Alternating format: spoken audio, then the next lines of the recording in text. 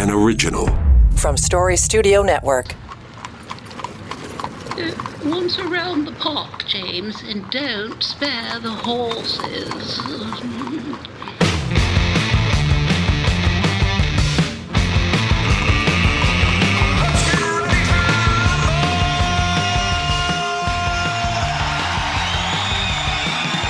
Here we are. The Avengers are assembled around the table. I'm just here to warm up a seat. We're back. It's On the Ledge, your Ontario Politics podcast. Dave Trafford here, along with Keith Leslie, John Wright, Sabrina Nanji. And, I don't know where we start this conversation, but let me start with you, Sabrina. I know that there's all kinds of fun and games going on with the developers, and we'll get to that. And there's a by-election coming up in Hamilton, and we'll get to that. But is the first order of business at Queen's Park not to review the strong mayor legislation? That they didn't anticipate that perhaps the mayor could be incapacitated in some form or fashion, or, have a bombshell at the Clamshell and all of a sudden he quits his job and now is unable to introduce a budget. Nobody anticipated that. It was just such a glaring weakness in that legislation. Yeah, this has certainly thrown the Ford government for a loop. I mean, I think everyone, this was a shocking resignation and revelation from John Tory and the Toronto Star. And this has really thrown a wrench in the Ford government's plans here. I mean, we heard the premier say himself, it's not time for a change. He really wanted John Tory to stay on. And I think the premier and his team sighed a bit of relief when John Tory said he would stay on to see the budget through, because obviously this is the first strong mayor budget. Toronto and Tory will be doing a lot of the heavy lifting on the municipal side for the Ford government's ambitious housing plan, which was the justification for getting these strong mayors in.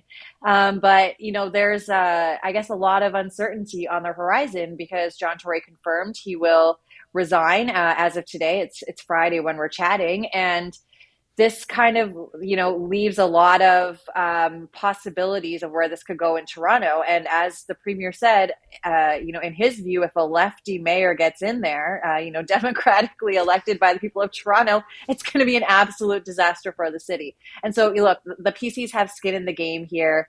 John Tory he billed himself as the predictable milquetoast, boring candidate after Rob Ford. Of course, he's blown that out of the water. And so buckle up, because I think this is going to have big implications for Queen's Park and the province at large. All this talk, though, John, about the left-wing loony candidates who are going to take over the city of Toronto. The last, and I'll put in air quotes, left-wing mayor we had was David Miller, and you know what? For all intents and purposes, I was talking to Tim Hudak earlier in the week. David Miller's agenda up against John Tory's agenda, there's not a lot of daylight between the two of them in terms of how they presented themselves as mayor and some of the stuff that they chased down the road. Look at David's transit plan. If we had incorporated the Miller transit plan, we'd be decades ahead in terms of moving around in this city. So I don't think Toronto will put up with a left-wing lunatic agenda, nor will they put up with a right-wing lunatic agenda. It's a little bit right of center. Doesn't matter who gets in that chair, no? Yeah, it is.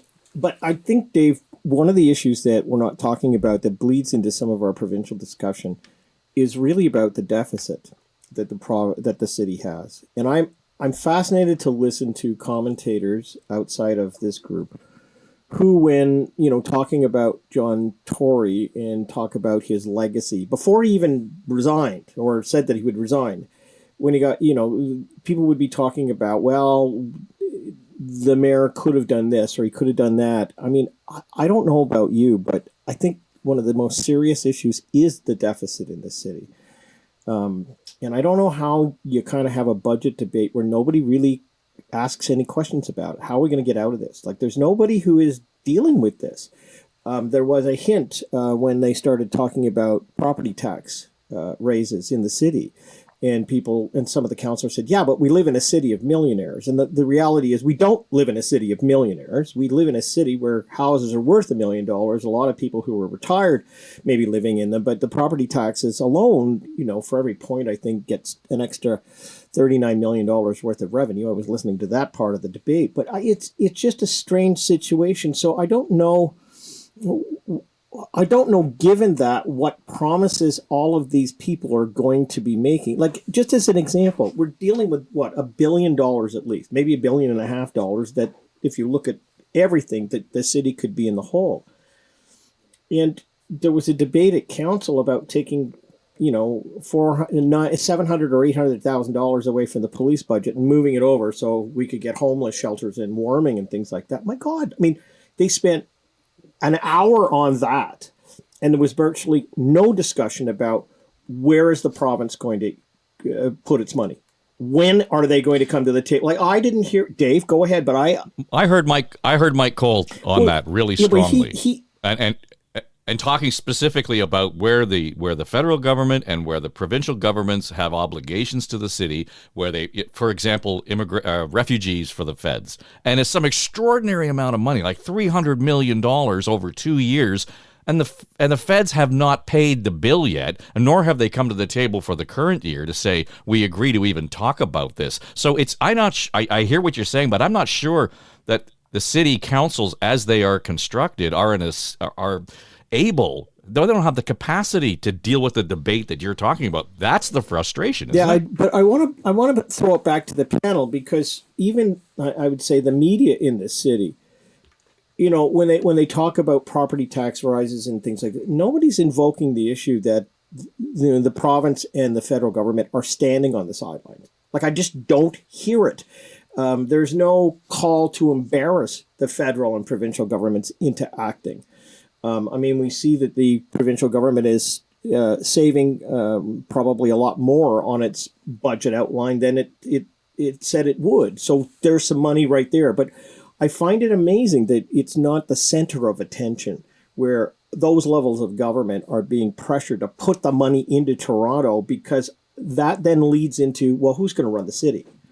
Like, who's going to be on this list of people? And I hope that that's on the agenda, as opposed to simply, well, we got to fill more potholes and we're going to have some more warming shelters and things like that. This is the issue, but no one seems to want to talk about it. Keith? Well, I think the issue is safety and security in the city and on the TTC in particular. And this ties, of course, right into the deficit again, because how long can they afford to pay the extra cops on the TTC? About another month. So all of this certainly does tie together. Back to your original question, Dave, about the strong mayor powers and, is the province regretting having put them in?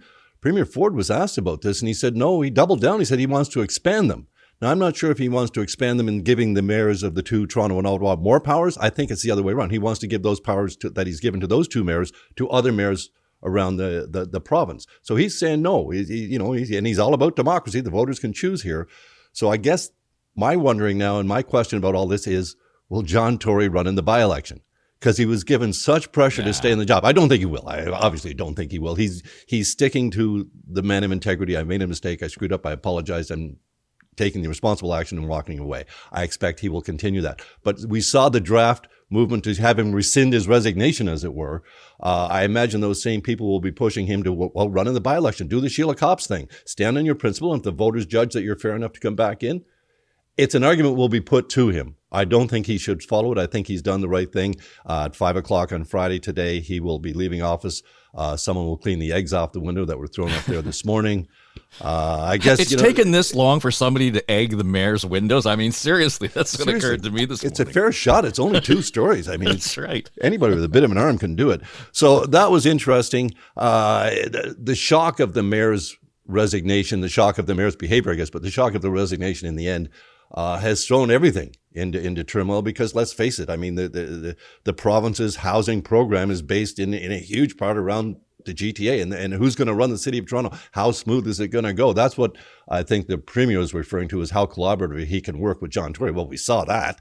He negotiated the strong mayor powers in secret, for goodness sakes. I mean, they can obviously work well together. but there's a lot of people who think that relationship wasn't the best for the city of Toronto.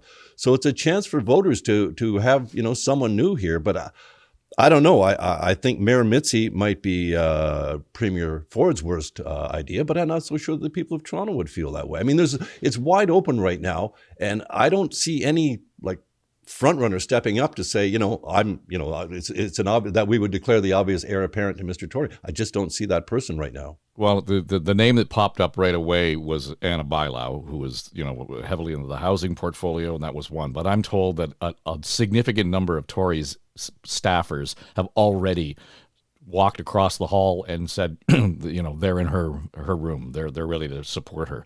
So that's a fairly significant part of it. But let me go back to the whole idea that, the effect this election has on the provincial agenda, and you brought it up, Sabrina.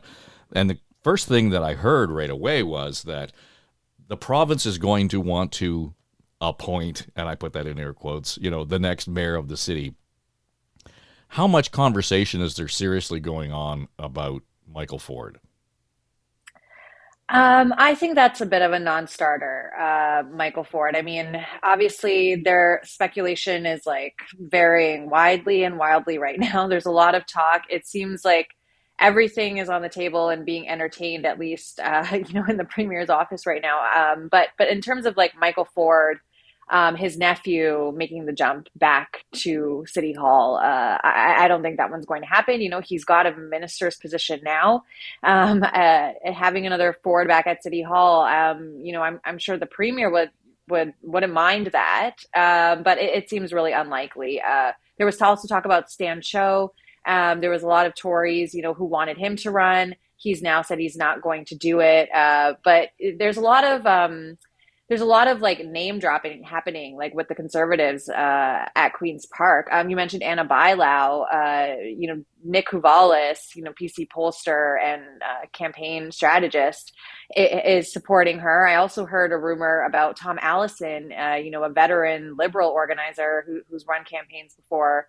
It would also be working on her team. So that's kind of an interesting matchup of, obviously there's no formal parties at the local level. But the other name is Brad Bradford, and he's, maybe not someone you would immediately think of as a Conservative, but he's been on the city's housing committee and supported Tory on the housing file. And so a lot of PCs are at least, talking about these potential surrogates. But at the end of the day, this is an election, it's democracy. Voter turnout is so abysmally low at the local level, especially in a by-election. And so I think, this is really going to be on the voters to kind of show up for this. Other than Ford, there's no name recognition. All those names, there's no name recognition in any of those names except for Michael Ford. Well, the one that I floated this week was Tim Hudak, and Tim just laughed at me. Not a chance. What's interesting about this is two things. One is the underlying theme that some of the left candidates will use, and I think of Josh Matlow, who has been a great opponent of John Tory. Well, he's been an opponent. I don't know how. Well, no, I understand that, and he reps my ward, and anyways. But there also was a counterpoint to the strong mayor powers, and that is to talk about local democracy and make democracy work and all that sort of stuff. So let's put that on the table. That it's for certain candidates to say we ain't going to do this. And the second thing, though, is, as you know, in this city, you end up with the Liberals and the Conservatives coming together to take one candidate forward. So Allison Kuvalis and that group over with Anna Bailau, that makes sense. But what's fascinating is this is going to be a one-shot campaign where we just get to vote for mayor. It's usually clouded with, 900 candidate meetings and all the other signs on the lawn. This will be the first time. And it would be interesting that instead of having a municipal election that included the mayor, you actually had an election in the off cycle, so that you did the mayor and then you did the rest of the council. But this will be the first time that we've all just had one sign on our lawn, if you want to do that, or one big vote. So I don't know what the turnout's going to be like. It could be robust. It's just for one person to lead a city. Well, considering we haven't walk through this ever in Toronto. So I want to pick up on something that you published in the Queen's Park Observer recently. Sabrina, and that was the idea that the province is toying with the notion that if a city councillor wants to run for the mayor, they should have to resign their seat. Hands up, mine are up. I think that should be a requirement because it gives them an unfair advantage. And I'm hearing from folks who were former city councillors who are considering a run, Josh Cole, that they want that to have to happen because you'd have an unfair advantage to be able to stand up and speechify at city council or, get in front of microphones as our city representative. Put some skin in the game, step away from the council seat, and then run. Now, it creates another problem up or downstream because all of a sudden now we've got half a dozen more by-elections that we've got to finance. But I think seriously, we're talking about, the integrity of the democracy. I think that the premier has to do that, doesn't he? Yeah, there's definitely a lot of talk about it right now, but I'm just going to preface this by saying there's a lot of talk about everything. And like you name it. Like there was also rumors about the City of Peel and amalgamation, which is kind of like tandem to all these municipal tinkerings that are happening right now. And so yes, that is one of the nuggets that are floating around right now that the Conservatives, which the House is coming back next week, so the time is ripe. They can either bundle this together with a bunch of municipal changes. And see how things go, because this was there are some kind of new rules thanks to the strong mayor's legislation, and so this kind of is the first we're seeing that in practice, and so maybe it's also palatable to the public for the Ford government to say this is the first time we're in this situation. It's not right in a lot of people's views, and certainly the Ford government's, that someone should be able to keep their council seat at the same time that they're campaigning. I mean, at the very least, it's an appearance of a conflict and raises a lot of issues there. And so I think that one would go over well with the public for sure. But again, it always comes back to municipalities being creatures of the province. And so there's these machinations happening that, at the end of the day, Ontario and Queen's Park is going to have a lot of influence in how this election in Toronto plays out. But isn't that back to John's point then, Keith, in terms of, what should we really be talking about here? And it is the structure of municipalities, their inability to pay the bills, to run deficits, to actually have revenue tools that make sense to them beyond a property tax. I mean, that's freaking feudal. Property taxes are feudal. It has nothing to do with anything of value. It's a perceived value of the property you live in and how many toilets you flush. I mean, it's insane. If it's a user-based tool, and that's all great. But it really comes down to what John Tory has been talking about, and that is to reimagine the relationship, particularly with Toronto and the other levels of government. We cannot continue on the path we're on and have Toronto thrive. Well, ever since Ontario essentially lost its industrial tax base, it's all gone to resident. Well, this is where the problem has just exacerbated itself and grown worse and worse as the industrial tax base has shrunk and shrunk. And now, of course, as you say, we have a city of Toronto, which is its budget and its governance is larger than how many provinces? Several, anyway. All but three, I think. Yeah. 3 or 4. Okay. Yeah. So we're talking a very large entity here that has to go cap in hand every time to Queen's Park for permission to put a toll on the gardener, for goodness sakes. Let alone other basic governance. That, again, that's a revenue stream that the people of Toronto would be in favor of because it's not them that would be paying it. Anyway, there's all sorts of structure that need to be addressed here. The province is in the driver's seat on this one, and they are going to result in fewer municipalities. I think, I don't know about a City of Peel, but they are certainly going to amalgamate or consolidate more municipalities as they go forward. That should help reduce the costs of governments as you go forward. But does it take away the powers that these municipalities need? And we haven't seen a lot of savings in amalgamations, certainly in the City of Toronto. So we do need to see the province at least make it equal with, if Michael Ford wants to run for mayor, he has to resign his seat at Queen's Park. Am I correct? So why shouldn't any council who's going to run against him have to do the same thing? Exactly. That is just a basic level of fairness. But as for city governance with the province, there has to be some elevated status for a city of that size to deal bilaterally with the federal government and with the provincial government, and not something that they have to match with every other municipality that isn't that size and growing. So if they want to meet all their programs, they're going to have to be a new level of government relations between the city of Toronto specifically and the province. But where we go from there, how they feel that out, I think there's just too much else on their plate right now, including the Greenbelt. And I've got these Stag and Doe tickets that I want to see what I can do with. So. Exactly. That's Doe. I thought it was DOE, but it was DOUGH, right? That's that how I misunderstood that. Whoever came up with that was brilliant. And I'm sorry, I haven't been to one in a while, but isn't $150 a sizable amount for a Stag and Doe? Yeah, Anyway. I'm used to paying like $20-$30. Maybe it's just my friends. I don't know. So, and all of the narrative around that, Sabrina, I mean, the fact that the premier was just cheering for John Tory's resignation announcement on Friday because it took the spotlight off of that whole issue. The integrity commissioner has come out and said, nothing to see here. So how does this story still have legs? I mean, I can see how, the folks at the Toronto Star can keep banging. They said, yeah, but what we really know is, how can you not possibly think that there's not a conflict? Until something really catches fire here, is that story not finished? I mean, not to me, no. And I think not to a lot of reporters. There are still unanswered questions. And I mean, we're going to keep asking. And there are still investigations coming up too. So this is not dead by any means. We're going to have question period. And I'm going to make a prediction here. I think I know what the NDP will start with. And it's, this cozy relationship that Ford has with developers and lobbyists. And while, politics is a small world, his family has been in the game for a long time. It's not really surprising that there would be these connections.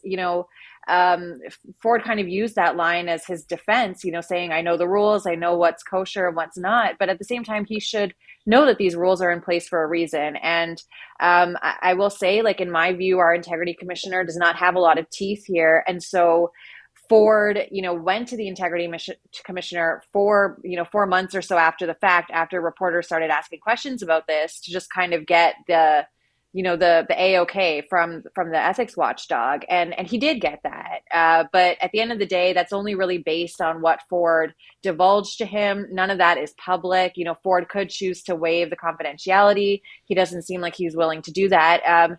But this is all happening against the backdrop of the Auditor General and the Integrity Commissioner actually doing investigations where they go in and, probe a little bit more, interview people, ask more questions, that type of thing, based on opposition allegations that developers were tipped off. And of course, the Ford government denies wrongdoing.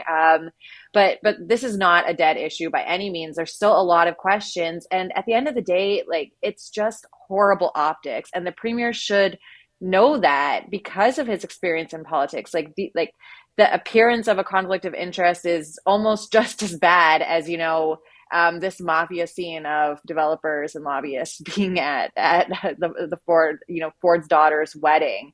And so as much as the premier wants to, clash with reporters and say that this is a private family situation, which it kind of is interesting that it's happening while we're talking about John Tory. Of course, an affair or your daughter's wedding is not, of public interest. But when public policy or it's an employee in your office and you're being investigated, on the Ford side as to whether public policy was influenced, certainly the attendance at your private family matters is going to come under questioning. And so, I think the premier probably doesn't want to answer these questions, but he dined with, these folks at his daughter's wedding. He should, be able to answer questions about it, in my view. John, before we wrap this up, I want to get your take. I'm curious to hear what you were thinking as the whole Merit Styles takes over as the NDP leader, unopposed and in early because there was no point in having to worry about a convention. At the same time, almost the same week that the Liberal insiders issue their letter of please Mike Schreiner, come over here and help us. Well, those are two big questions, but let me answer them very quickly. If you look at the latest polling, you've got virtually where they were on election day last time. So, the Ford government sitting, if you do the seat projections, at 84 seats versus the Liberals at 27, the NDP at 10, and the Green at maybe 2, but 1.5, probably.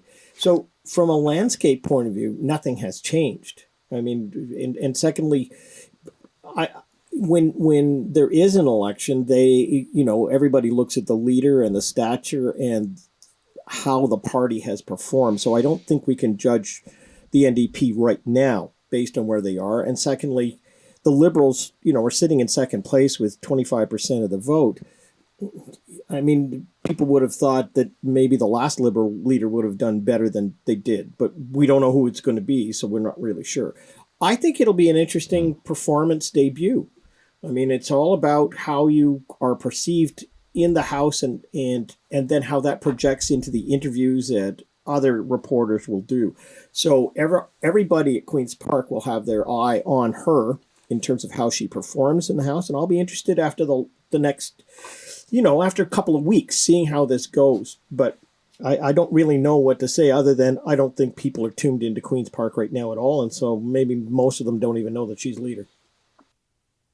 The other side of this story, and not to take our eye off the ball federally, is that it's likely that we're going to be heading to an election, considering the historic agreement that the Prime Minister came to with all the premiers on health care and didn't nearly give them what they wanted and so on. But that seems to have calmed simmered things down considerably. But loop that back to Toronto and to your first point, John, around how do we pay for all of this? At what point does the deficit in Toronto become the federal election issue in this region because Liberals own Toronto? That's I can't see where we can't hold them accountable for doing something to support the city that they represent. They've been all incredibly quiet when it comes to that kind of stuff. Well, I think it will play a role. Maybe before the election, we're all kind of used to having them down at the waterfront, right? Where they get all the levels of government standing in a row and they make some kind of big announcement, and maybe it'll play into the provincial government. But you and I know that actually, because Toronto's such a safe seat, that oftentimes it doesn't get the attention, and where the attention is in the 905 that surrounds it, because those group of people will determine basically where the country goes, because if it goes one way, it turns out to be conservative, then it's going to be conservative. The other way, it turns out to be liberal. I think it'll be an interesting piece to see how it plays out. And I also point to the Liberals taking the gun legislation off the table as well, and a few other things. I don't know when it's going to come. But I would suspect that Toronto will play an upfront role as opposed to an in the election role, much to your point. But again, I'd like to see whether or not, based on who comes into power, whether they've got some influence from Toronto as the mayor to get the Liberals to the table and the Conservatives provincially, because that needs to be on a debate and open for debate. Dave, just before we wrap up, I want to go back to something you raised very briefly, was the whole Liberals approaching Mike Schreiner thing. Yeah. The other side of that is, what the heck is he thinking?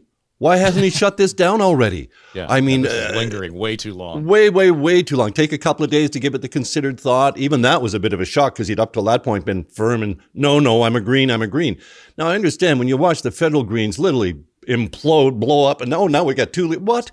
They're almost a joke as a federal level, so I can understand the appeal of him maybe, but Mike Schreiner's not the kind of man you appeal to. I'll give you more power if you come lead the Liberals. That's not what he's about. At least it hasn't been up till now. So I think he should have shut this down certainly by now. I would have thought that first week. So I'm really surprised that this is still going on. And one other thing I just wanted to mention before we wrap is it's way off topic, but it's something that we're all very aware of. The online gaming. Of course, Ontario's made a change that no other province has done. Yeah. In the quarter ending December 31st, so long before the Super Bowl or anything like that, one quarter, $11.5 billion wagered in Ontario online gambling. What's the downstream effect of that? So now you know where those ads are everywhere, don't you? Yeah. Holy cow. And we're the only province that's allowing it at this point. The others are, you can do it, but it's not like you can in Ontario. It's very small and not private companies. Like we've allowed everybody in, FanDuel, everyone. What's the downstream effects of this? Ask Britain. They're coming to deal with that right now, I believe. Yeah. It's always in my social media feed, and I have purposefully actually blocked all of those, and so they're gone from my feed. And I was a small thing, but I was just so inundated in Twitter, Facebook, everywhere else. Never mind if you're trying to watch a hockey game, Yeah, it's all over the place. And, that's probably another show entirely, but, you got McDavid and Gretzky and big names in Canadian sports that are standing up in front of these. Do they really need the money? That's what I keep thinking. Do you really need the money to annoy us this much? That'll be the theme for this session of the legislature at Ontario Queen's Park here. So that'll do it for us. It's On the Ledge. We're back at it here, your Ontario Politics podcast, and we will indeed take some time probably to sift through the entrails after week one, which should be, as I think Sabrina pointed out, a fairly robust affair in terms of how the questions play in or out of the session. So that'll do it. You'll find us here from now on. And otherwise, I would encourage you to check out our daily podcast. It's called Now and Next from Story Studio Network.